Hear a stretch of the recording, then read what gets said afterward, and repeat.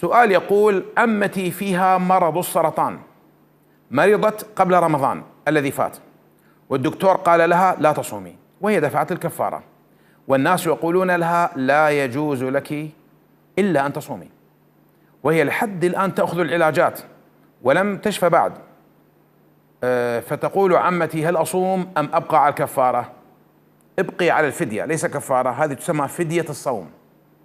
الكفارة لمن وجب عليه القضاء بلا كما نقول لم يصم ولم يقضي وجاء رمضان الآخر، عندئذ عليه القضاء والكفارة. الكفارة هي لتكفير الذنب، أما الذي عذرته الشريعة من الصيام هذا المال الذي يدفع يسمى الفدية، ليس كفارة، هو لم يأثم، هو الشريعة أصلا لم تلزمه بالصيام، لم تلزمه بالصيام. فمن كان منكم مريضا، تمام، المريض معذور، المرض العذر الدائم ليس العذر المؤقت.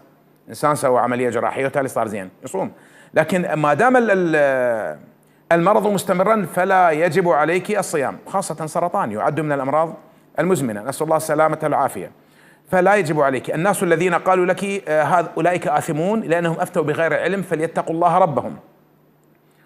المعيار في المرض هو الطبيب.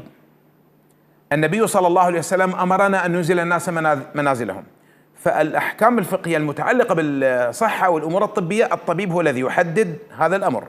فبما أن الطبيب قال لك لا تصومي فلا تصومي، تمام، عليك الفدية فقط ولا تستمعي لكلام الناس.